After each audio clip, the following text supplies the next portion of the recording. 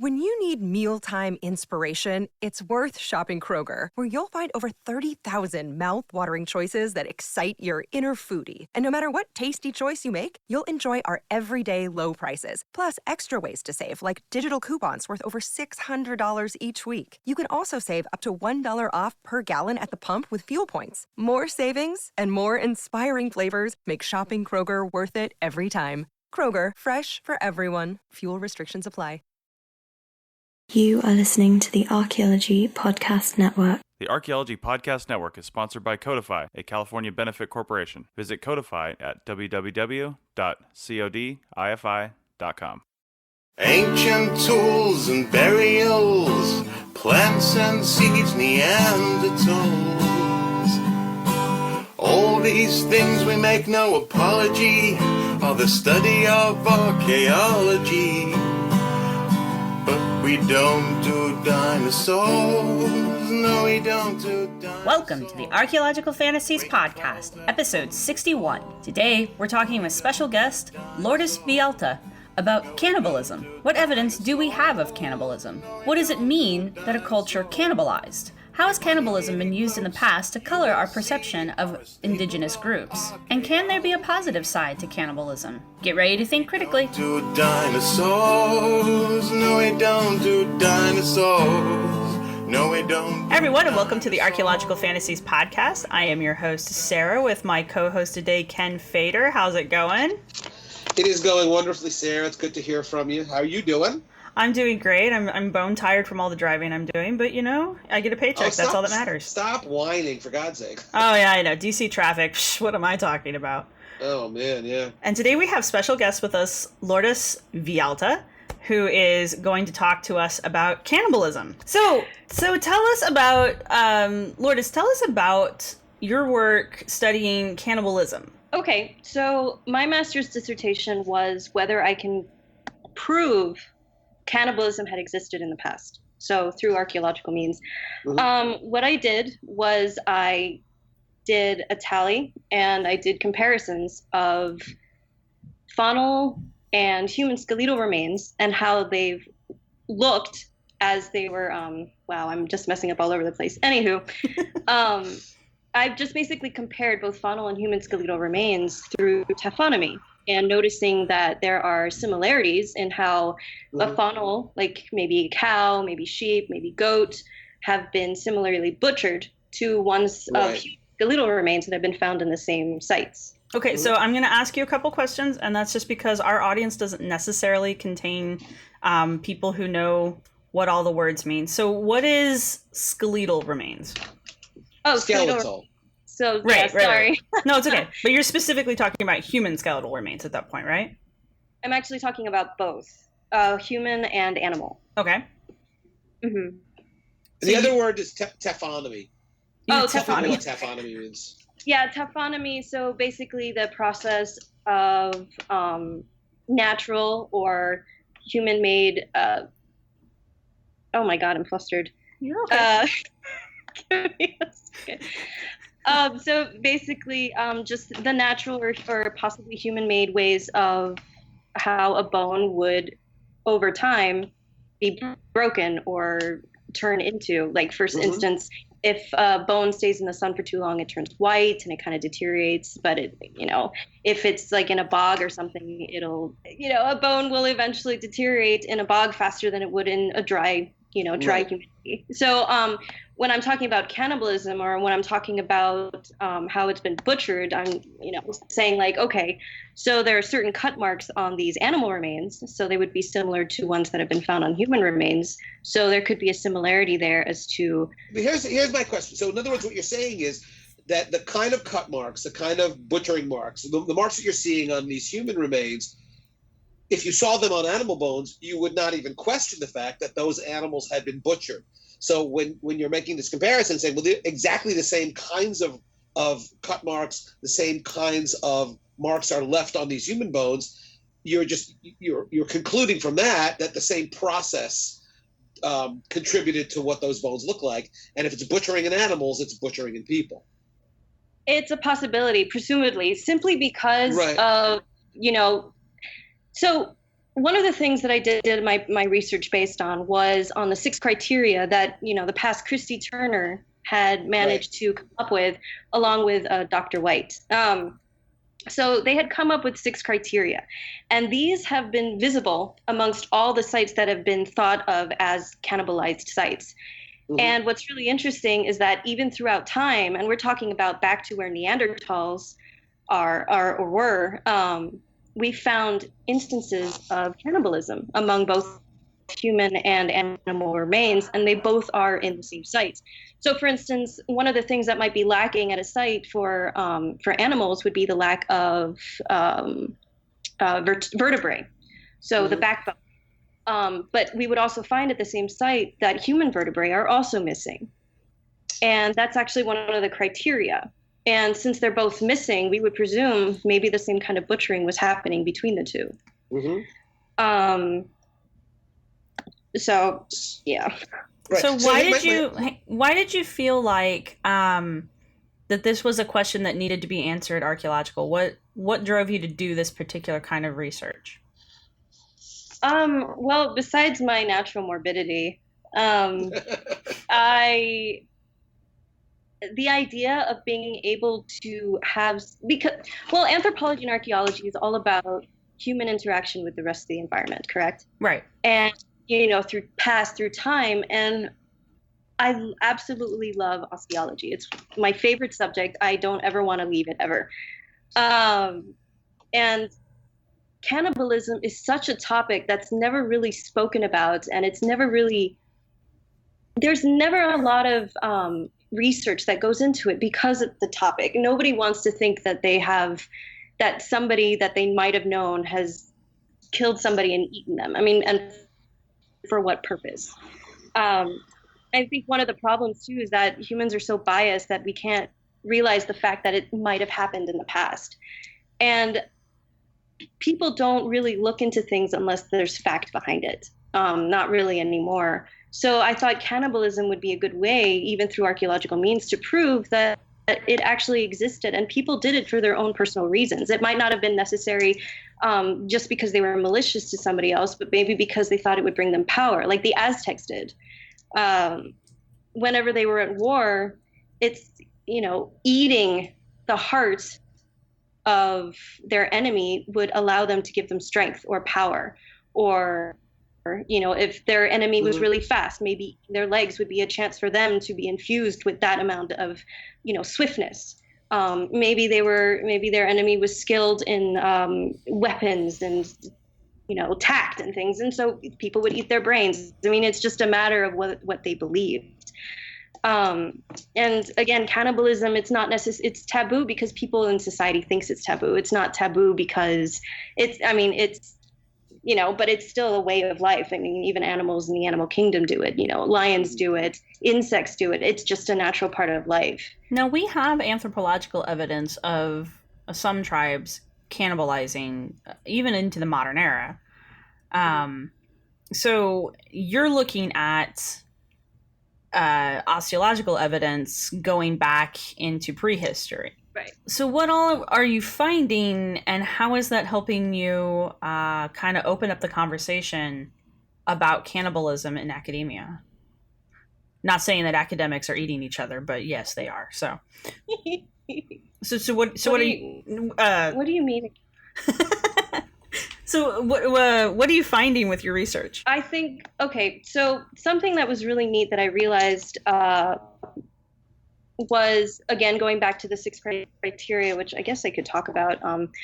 But those 6 criteria seem to be very prominent no matter where in the world, at least as far as my dissertation has gone. Uh-huh. I looked through several European sites. I've looked at some Pacific sites, and I've even looked at one that Dr. White did in Mancos, Colorado. And that criteria seem to hold up. And it's really interesting because, as humans, we all have a tendency to do similar things to each other, or similar things each other, even if we haven't met, as far as temples go and the shape of temples and that sort of thing. That sounded kind of like nonsense. Oh, sorry. But I've noticed that there was there was similarities between those specific sites and those European sites. And the European sites, most of what I've looked at are all Neanderthalic sites. Okay. And I've looked at the Pacific Island sites, and that was a little more modern compared to them, to the European sites, and it was still the same criteria. You know, it was the lack of. It was only a lot more long bones. There was evidence of pot polish. There was evidence of the lack of vertebrae. There was, skulls that have been burned. It was just all evidentiary of something that's happened similarly to each other. And the fact that this has happened, it also shows that it's possible that, cannibalism did exist. And, and it just proves that this taboo subject that some people don't believe even happened actually happened. So that was going to be I guess that's the point. Tell people what pot polish is, in case people don't know what pot polish is. Why don't you define that? Okay. Dr. Tim White found this evidence during his site in Mancos, Colorado, called pot polish. And basically what it is, it's aberrations that have happened on tips of bones or long bones. And what he noticed is that these bones were in these clay pots. And he did an experiment with deer bones. And what he did was he heated up these clay pots into the boiling water. He tipped the long bones into it, and he kind of swirled it around the clay pot. And after a while, when the bones have actually kind of softened a little bit, he lifted them out. And when he dried them out, there was the same kind of aberration that was on the tips, and it was almost shiny. Oh, yeah. And it's kind of cool because he kind of just shown that, they've been cooking these bones, and these were human bones that had the tips of pot polish on them. So these long bone human bones had pot polish on them, and so they were actually cooked. Now, you said that, and I would like to get to the 6 criteria, but let's save that for just a minute. Okay. You were saying that there are some people that like to deny that cannibalism occurred at all in the past? Yeah. I've met a few people who actually didn't agree with that simply because they don't want to believe it. Can I jump in here for 1 second? Yes. Yeah, sure. This is this really interesting coincidence. I was an undergraduate student back between 1969 and 1973 at the State University of New York at Stony Brook, which is now Stony Brook University. One of my professors, an ant major, and one of my professors was William Ahrens. Bill Ahrens was a great guy, a really interesting ethnographer, wonderful teacher. And Bill put his name on the map by writing a book, I think back in the 1970s, that effectively denied that cannibalism was a real thing. And essentially what he was saying was that the European explorers of the New World and of Africa made these stories up intentionally to kind of denigrate to show how primitive these people were, that, oh my God, they ate other people. And so his perspective was that none of this actually existed. The funny thing is, when I was in graduate school, all of my profs were making fun of this prof that I had as an undergraduate, saying, well, that's how you make a name for yourself. You take a behavior that everybody knows existed, and you write a book saying, no, you're all wrong. Everything you know is wrong. I don't think his work is necessarily looked upon very favorably these days, but it's an interesting coincidence that, when I was an undergraduate, my prof was doing the research and preparing to write a book denying that cannibalism existed at all. Mm-hmm. So when I was in school, which was long after Ken was in school, it wasn't a debate that if centuries after, right, back after the dinosaurs had gone extinct. But I'd never heard of anyone denying cannibalism. Actually, one of the things I've taken a few osteology classes, actually, and one of the things we looked at was evidence of secondary burial and cannibalism.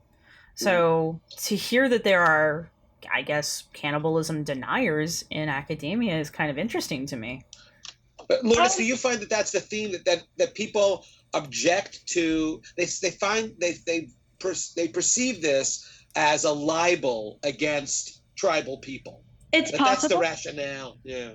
I wouldn't be surprised. But why would anybody think that they are cannibals. Why would anybody believe that they're cannibals?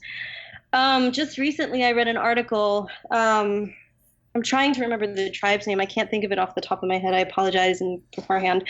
But there was a story, and this happens way in the past when, missionaries were a thing, where Catholics would travel to different islands and try to convince those people that what they're doing is wrong. But I remember this story about this woman who she was crying. Okay, her son had just died, and she was at the gravesite. She couldn't stop crying. This is a woman that was part of that village that was supposed to be converted to Catholicism, and the missionary man he went up to her and he asked her, why are you crying? He's gone to heaven. And she just said, well, he's not free. He's just in the dirt, and his soul is trapped.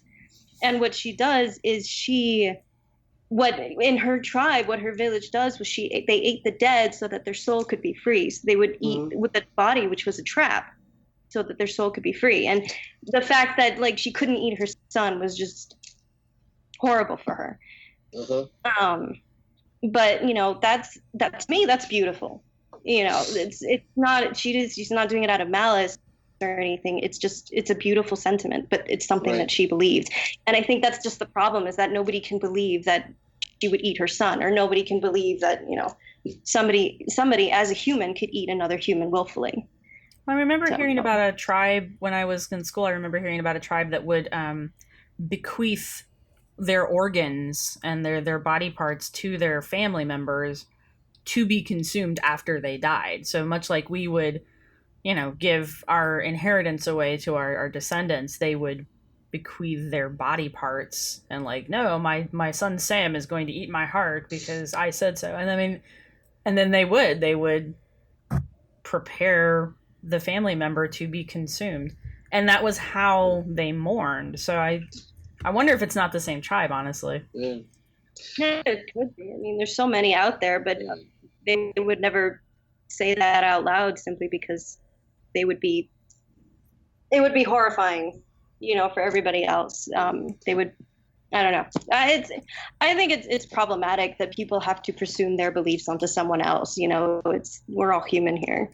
So Lourdes, the sample that you're looking at, describe the geographical reach of it. Where are these skeletal samples from? And then talk about the temporally, what time periods are we talking about? Okay, so I looked at about 6 different groups. So let's see, the very first one that I looked at was the Grandolina. So that one actually is really popular because it's considered the first evidence of cannibalism as far as it goes is 780,000 BC, so Paleolithic times. And it's in Spain, Grandolina. And what it was, it's this rather large sites that have been done. It had butchering sites, 2 butchering sites, 1 animal and 1 human. And what was realized is they both had similarities when it came to cut marks and, fletching or defleshing of the bone, or the skin, and similar marks to what might be, the 6 criteria again. So I guess I could talk about that first. Yeah, let's go to break real quick. And when we come back, let's talk about these 6 criteria that you keep alluding to.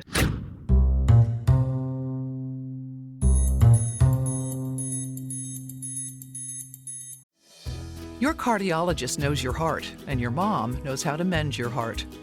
Your ophthalmologist helps you see, and your best friend makes you feel seen. A visit to your physical therapist can heal your shoulder, and a visit to your grandma can heal your soul. Your health is a journey you don't take alone. Just like the people around you, all of us at Kaiser Permanente work together to help care for all that is you. Learn more at kp.org. Kaiser Permanente, for all that is you.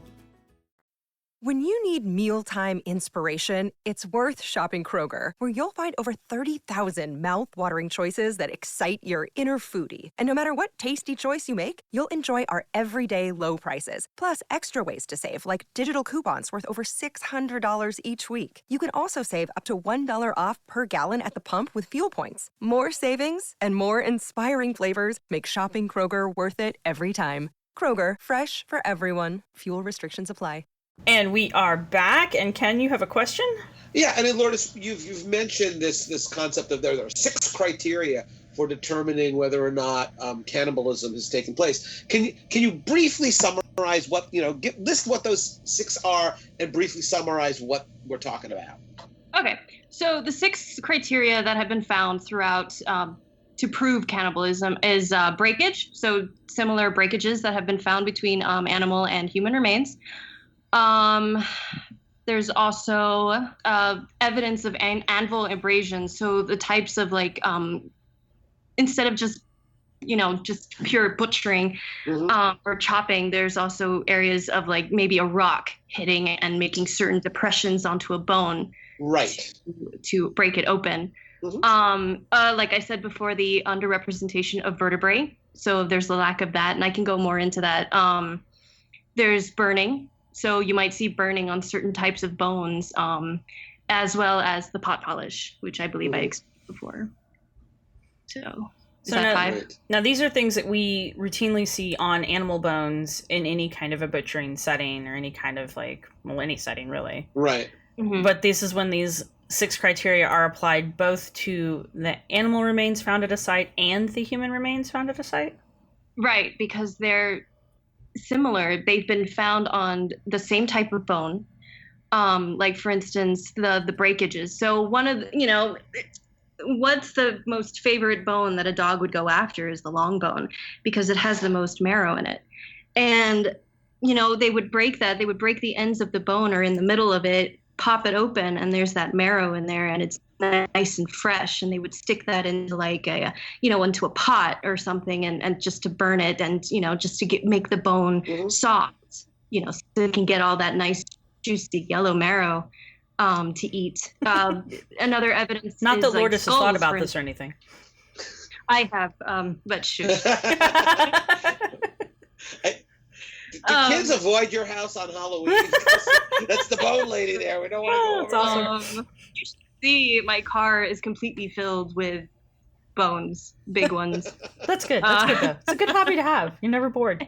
Excellent hobby. And you have a set story to tell the cops when they pull your car over. That's awesome. And they ask, who you got in the back of your car? Funny thing is, I know an officer, and I told him about this, and he did not. He's like, okay. Just don't tell me about He it. put his hands up in the air, and he's like, okay. So now, you mentioned this thing of the underrepresentation of vertebra. What's the explanation for that? Okay, so the underrepresentation of vertebrae was something that the past Dr. Christy Turner had seen, and he'd realized that there was a lot of evidence of vertebral crushing and boiling. So you would find this in pots, or you would find them in fires. And it was not just something that was found with animals. They had actually found this in human remains as well. So that might have been strengthening the idea of cannibalism. Each of the sites that I had actually looked at did show a lack of vertebrae. Mm-hmm. So that was... Well, now, anybody who makes their own stock knows, especially beef bones and pork bones stock, knows that the neck bones and the vertebral bones are the best ones to throw in to get all that good marrow and stuff out of them. Mm-hmm. So I could totally see some human broth making there. Yeah. So so you're seeing evidence of all 6 of these criteria at these various sites. So what's the geographic distribution of sites in your study? Where were the sites that you looked at? So one of the sites that I looked at, most of them were in Europe, and one of them was in the Fiji Islands. And I did briefly look at Dr. Tim White's work in Mancos, Colorado. So the Grand Salina, oh, sorry. No, go ahead. Okay, the Grandalina in Spain. I've seen 2 sites in France, and I don't want to say their names wrong, but it's spelled MOULA-GUERCY. Yep, you're on your own with that one. And then the second site I saw in France was FONTBREGOUA. Exactly. Alrighty then. You said those letters perfectly, by the way. Right? The last thing I want to do is try and pronounce it and horribly offend somebody because of my lack of French. Oh yeah, because we've done so great with our pronunciation today. Ken better than I have though. So I guess Mola Gersi in France and Fontbrégua in France. Awesome.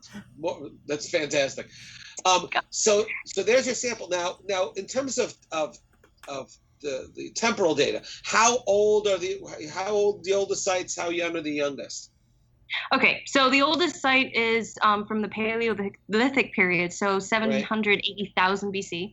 And the newest site was in the Fiji Islands, so Navattu in 50 BC to about 1900 AD.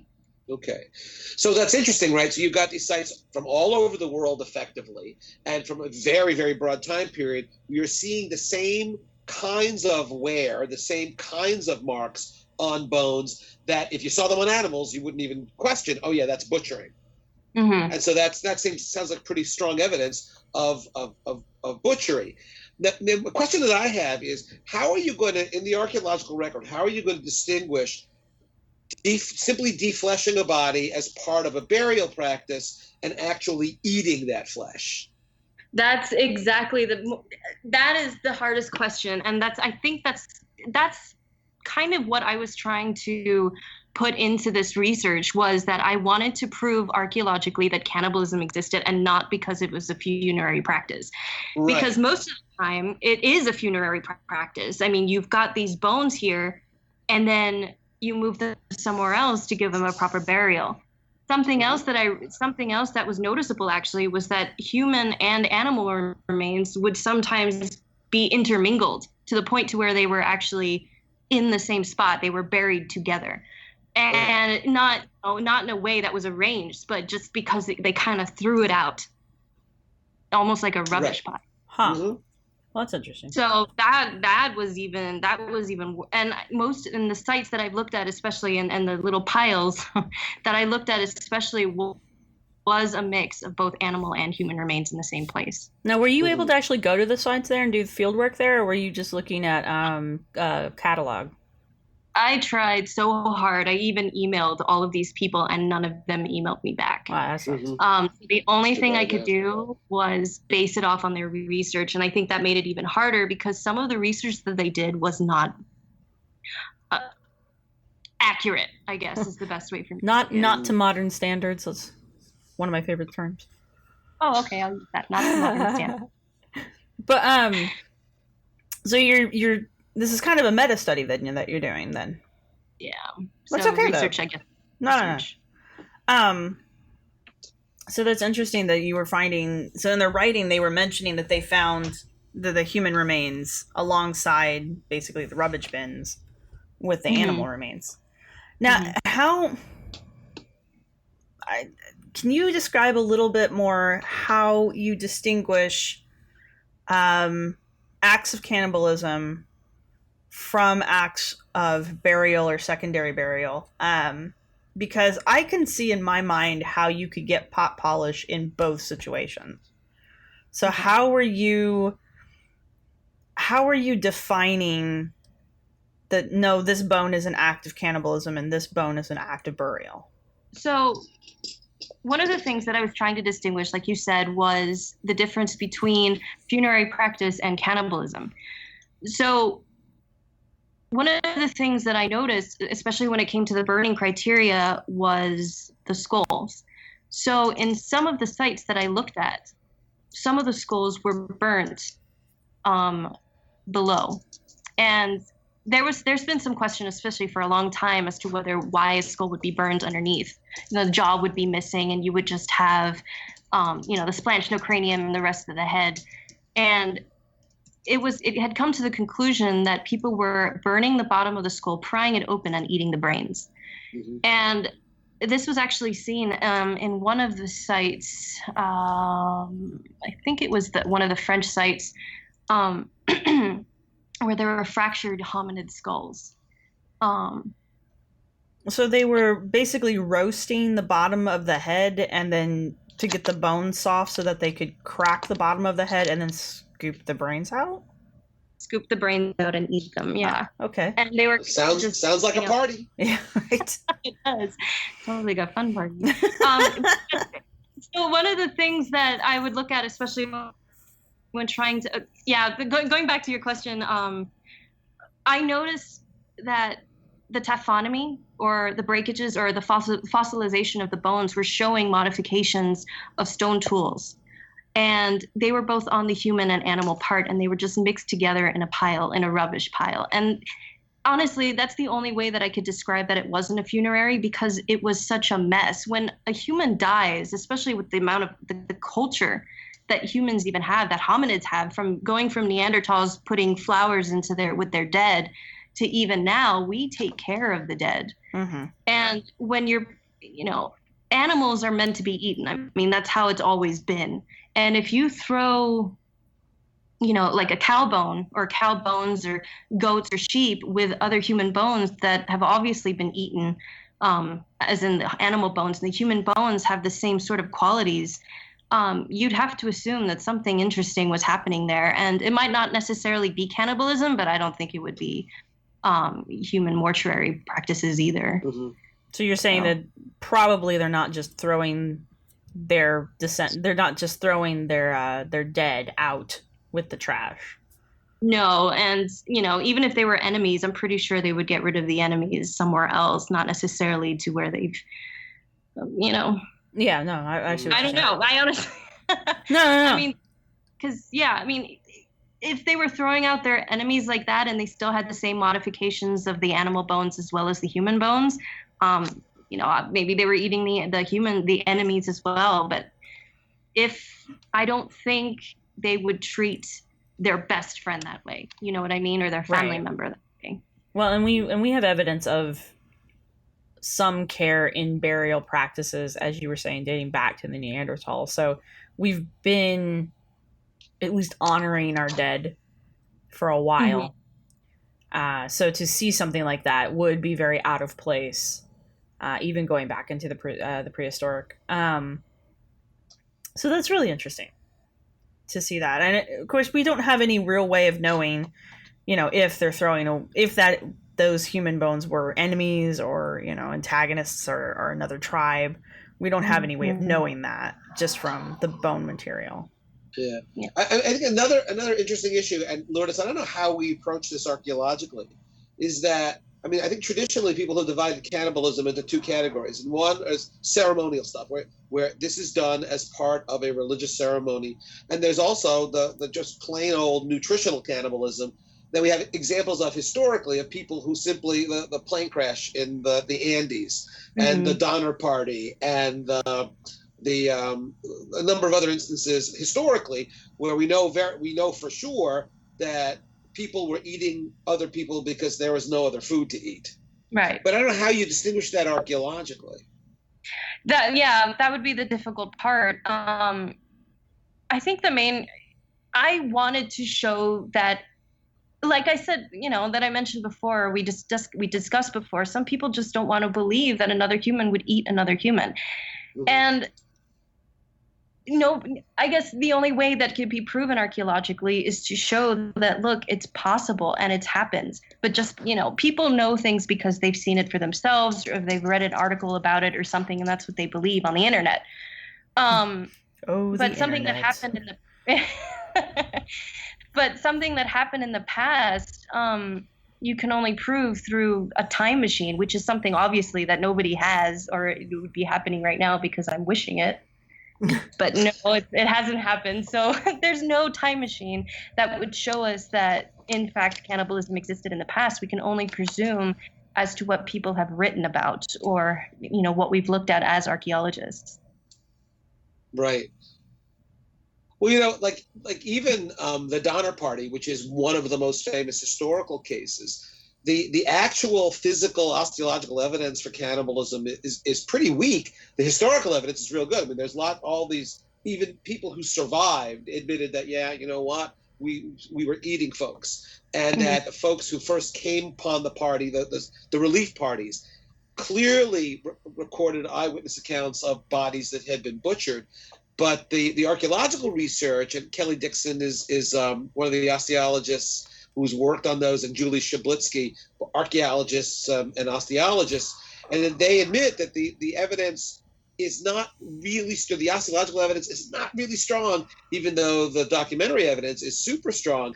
And the interesting thing there too is, I mean, that's an instance in which I think just about any thinking person would say, hey, listen, if people are dying of starvation and the only way some of these folks can survive is by eating the remains of those dead folks, nobody's going to hold that against them. My understanding is that even people today who are descendants of the survivors of the Donner Party are very sensitive to any assertion that their ancestors actually ate anybody, even though the evidence is pretty clear. And who can possibly blame folks if that was the only way they could survive? But there still is this enormous sensitivity, even in the modern period, which brings up a thing we've kind of alluded to before, and that is, in your experience, in your reading, when we're looking at the United States here, when Native Americans have been confronted by archaeological evidence that their ancestors engaged in cannibalism, what has been the response?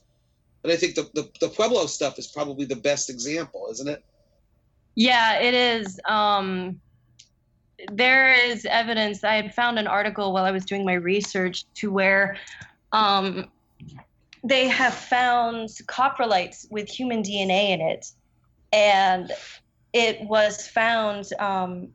The coprolite was found in a Pueblo village. Right. It was burned down. There were human remains everywhere, children, right, and all of these dead folks, skeletons that have been found and thrown into like this fire pit, and somebody I don't want to say shit, but they shat in it. That is the correct past tense, though. No, they did this into the fire pit with all of the bones, or at the site itself? At the site and in the pit. Oh, okay. And so they shat on the skeletons. Huh. And they picked up these skeletons, the coprolite, they analyzed it, and they found human DNA. So, I don't know how much proof of cannibalism you can get when you find it in actual. Well, here's my question here, because this is puzzling to me. If it is human excrement that we are examining, wouldn't we expect to find human DNA in it? Like, if you were to take a sample of mine and have it analyzed, would it not have my DNA in it? According to them, not necessarily, because you have the food that you've eaten mixed with DNA from like another human individual. So okay. Okay. Because some of your own DNA, you shed cells all the time when you're crapping, and so some of your DNA is going to end up in your poo. Hey, I was trying to use. They were able to distinguish somebody else's DNA. It's just kind of, oh my god. Well, if they're pulling DNA out of this, if they're pulling DNA out of the scat, see, I'm just using all the words I know for poo. If they pull 2 human codes out of that, then I could, that would totally, you got me there. Yeah. Sure. So if you've got Bob's and you also have Steve's, then one of them ate the other. Right. So in any event, like this village, the researcher believes that it was indeed part of some sort of enemy attack. And so obviously if you crap on somebody else's remains, you're not liking them very much, or at least that's what I think. That's pretty brutal. Yeah, it is. That's not a sign of affection. No, not normally. No, absolutely not. So they were trying to prove something. I believe there was also some evidence of pot polish there as well on the human remains. Yeah. So they were taking their time and cooking them. And this was an entire village. It was a small village, yeah. Wow, that's rough. And that happened here in the U.S. out in the West, right? Right. Mm-hmm. Okay. And it is my understanding that modern Hopi people objected pretty strenuously to that interpretation.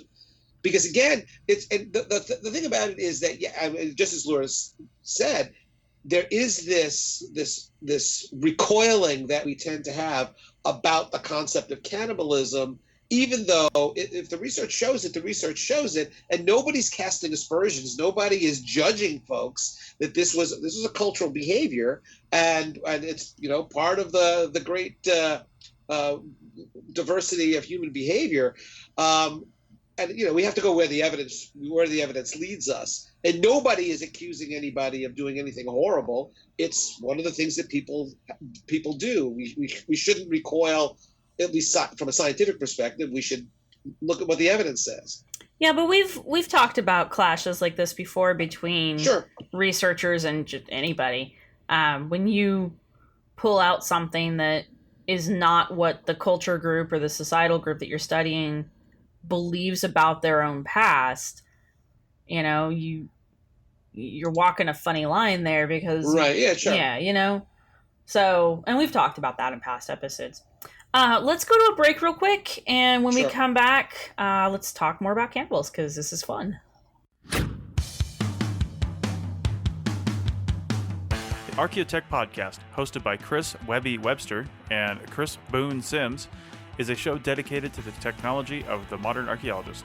On the Archaeotech podcast, we interview people using interesting tech, and we dig into the issues, advantages, and try to uncover the disadvantages of the digital age and going paperless. We all know there is no paper in the future, or should we say, paper has no future. Check out the show at www.archaeologypodcastnetwork.com/Archaeotech. Let's get back to the show. Your cardiologist knows your heart, and your mom knows how to mend your heart. Your ophthalmologist helps you see, and your best friend makes you feel seen. A visit to your physical therapist can heal your shoulder, and a visit to your grandma can heal your soul. Your health is a journey you don't take alone. Just like the people around you, all of us at Kaiser Permanente work together to help care for all that is you. Learn more at kp.org. Kaiser Permanente, for all that is you. When you need mealtime inspiration, it's worth shopping Kroger, where you'll find over 30,000 mouth-watering choices that excite your inner foodie. And no matter what tasty choice you make, you'll enjoy our everyday low prices, plus extra ways to save, like digital coupons worth over $600 each week. You can also save up to $1 off per gallon at the pump with fuel points. More savings and more inspiring flavors make shopping Kroger worth it every time. Kroger, fresh for everyone. Fuel restrictions apply.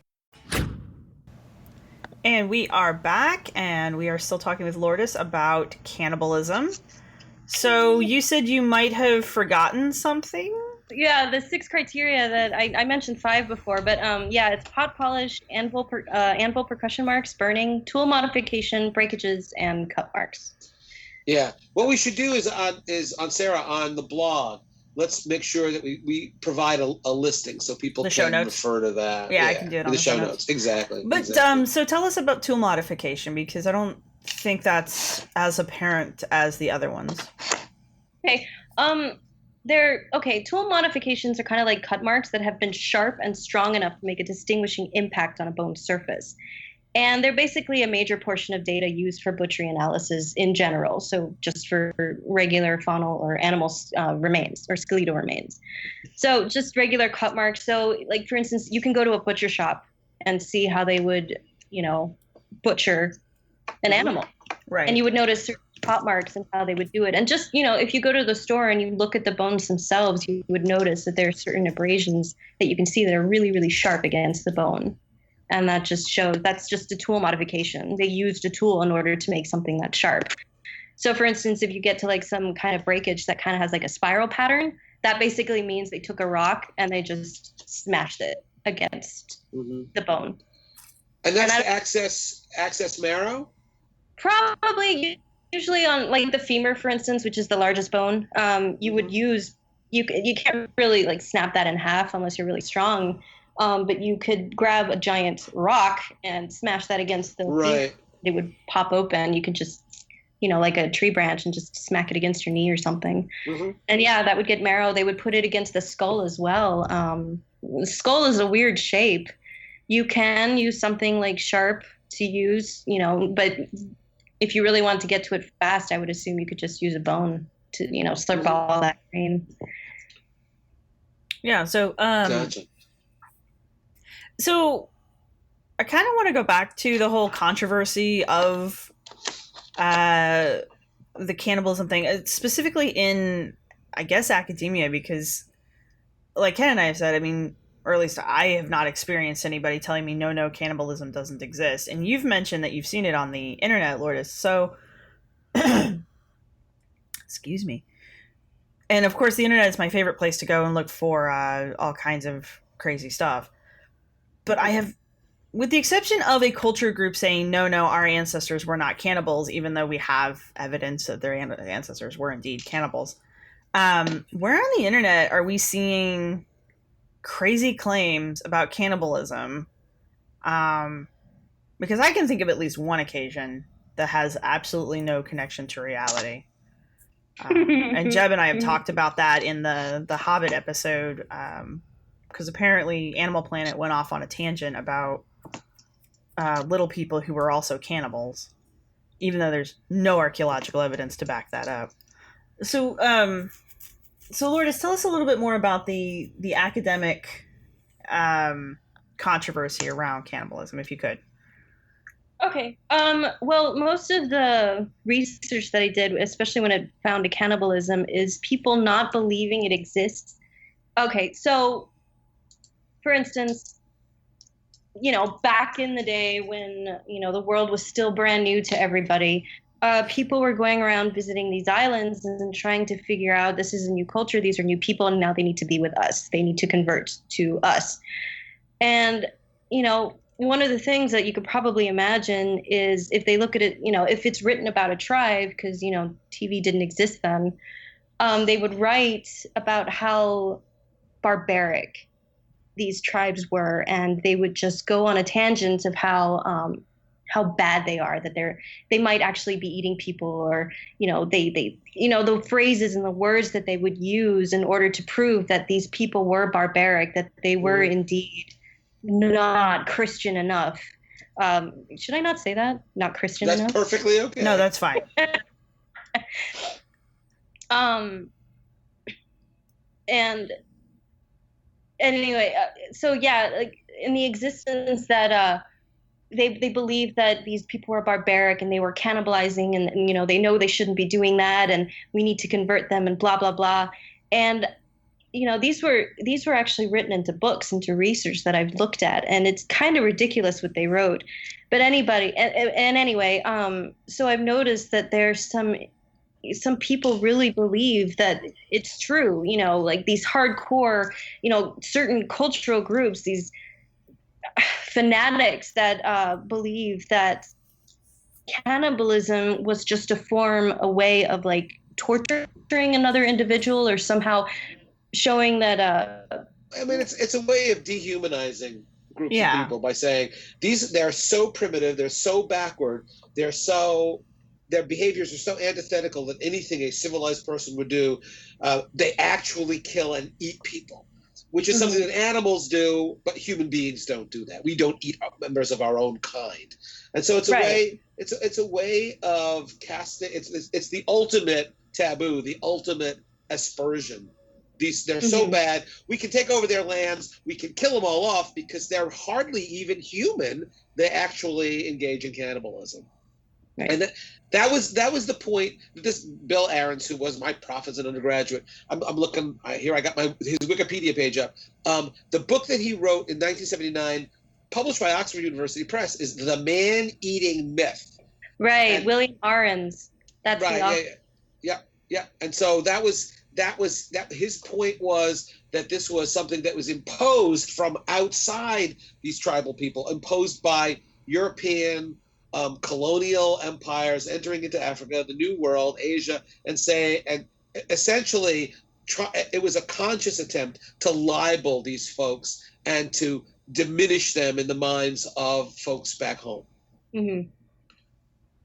And so, I mean, ultimately, he was throwing out the baby with the bathwater, that maybe it was true that Europeans said horrible shit about Native Americans, for example, in an effort to show how primitive they were.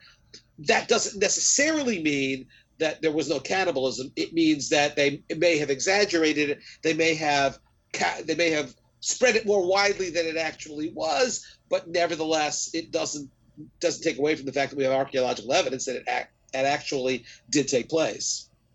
Right. It's kind of similar. Oh, go ahead.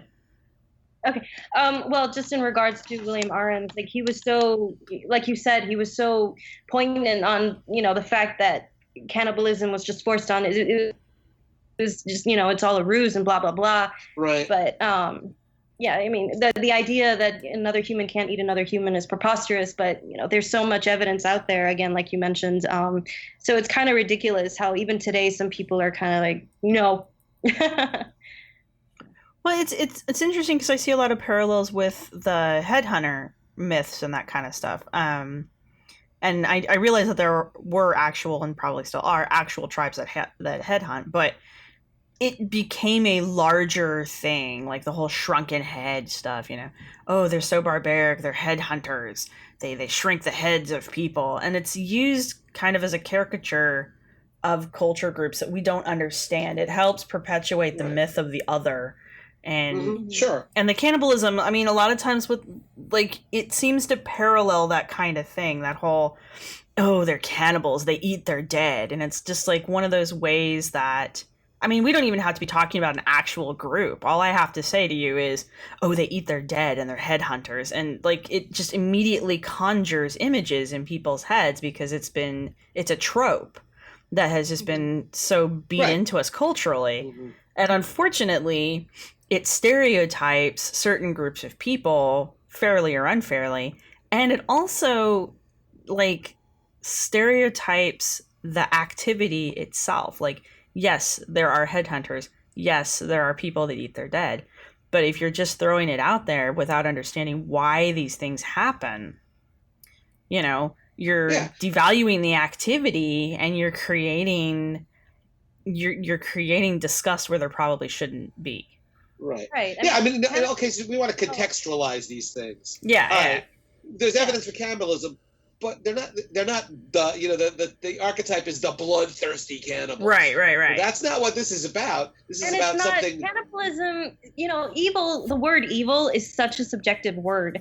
And cannibalism is not evil. It's a way of life. It's a process. Like we're humans, and people experiment. And honestly, that's what it was. It probably was. People even ate dog at one time, but realized that dogs were not an essential form of food. They were more essential in helping us hunt and helping us as companions even.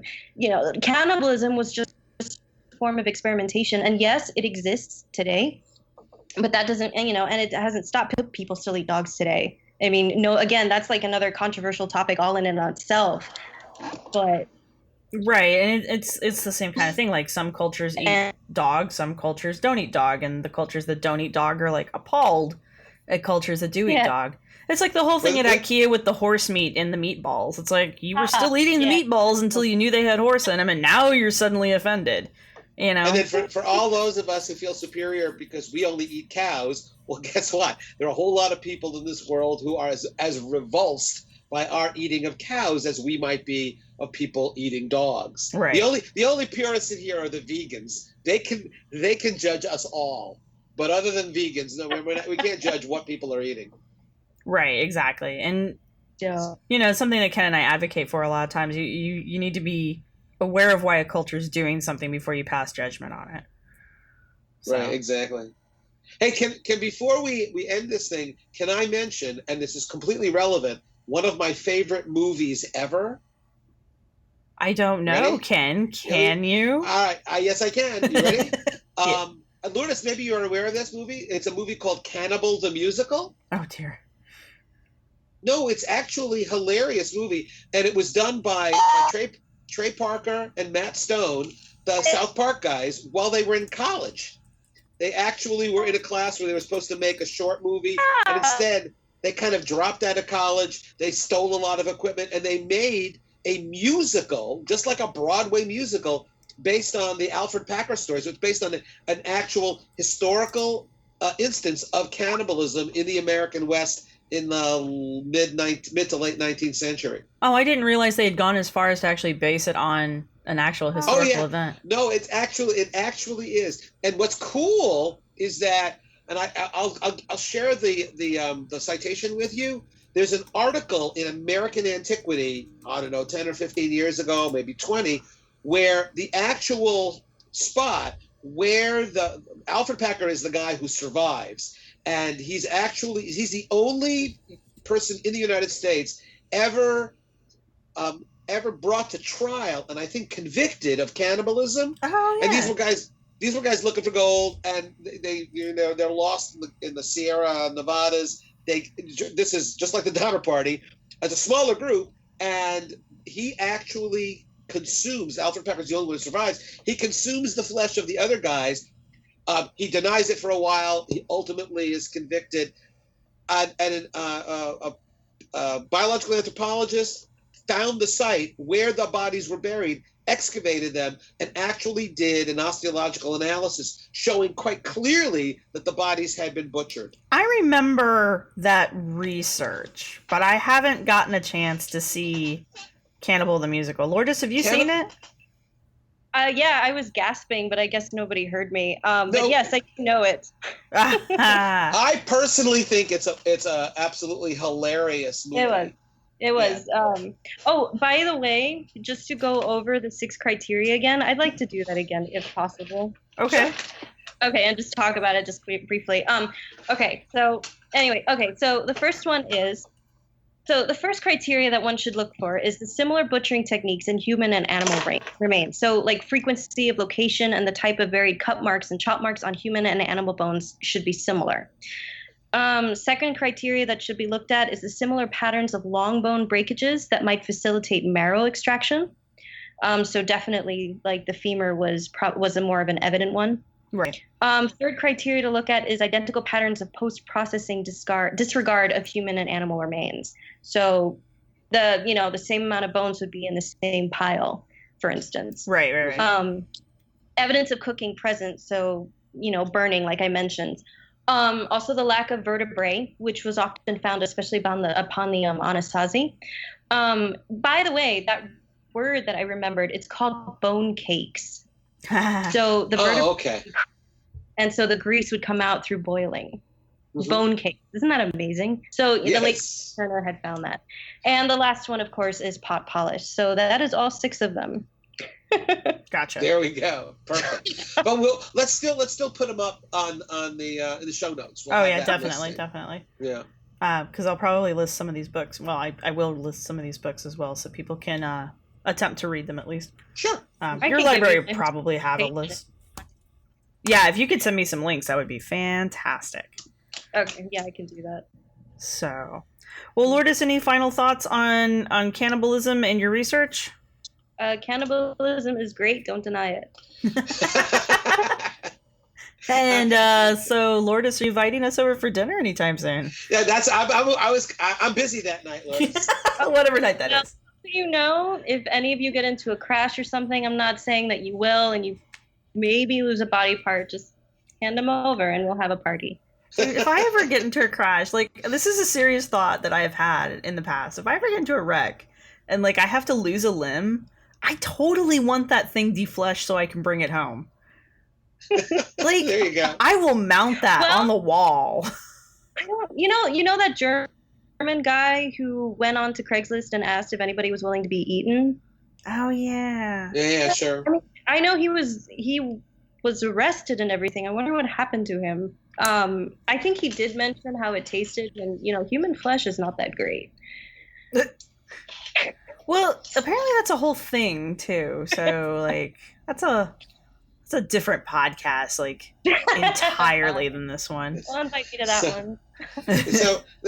So the obvious jokes here is, Lourdes, when you go to the store and you go to the where they're butchering stuff, do you ever ask for chuck steak? Wah, wah. And do you ask who Chuck was? No, I've never done that, but I probably okay. now. And then the other thing is never go to a party where they're offering finger food. Wow. Because you don't know where that stuff has been. Right. You know what? Maybe I could do that for Halloween. I have a great lady fingers recipe, so. So yeah. All right, Lourdes, it was great having you on the show. Thank you for coming back, it was good having you on the show. Thanks for coming on in the first place, and thanks for sharing about cannibalism with us. I think it's a really interesting topic. It was great talking to you, Lourdes. Absolutely. Thank you. Trials as one will call. No, we don't do dinosaurs. Thanks for listening. We hope you've enjoyed what you've heard. Subscribe to us on iTunes, Stitcher, or wherever you listen to your podcasts. Remember to rate and like us wherever you listen. Be sure to comment on this episode and share us with your friends. You can contact us with your questions, comments, or angry email at archifantasies@gmail.com or leave a comment on the show page. Show notes and downloads can be found at www.archaeologypodcastnetwork.com/archifantasies. You can also follow the blog at archifantasies.com and follow us on Twitter at archifantasies. Music was provided by Archaeosuit Productions. This show is part of the Archaeology Podcast Network and is produced by Chris Webster and Tristan Boyle. Thanks again for listening. No, we don't do dinosaurs. No, we don't do dinosaurs.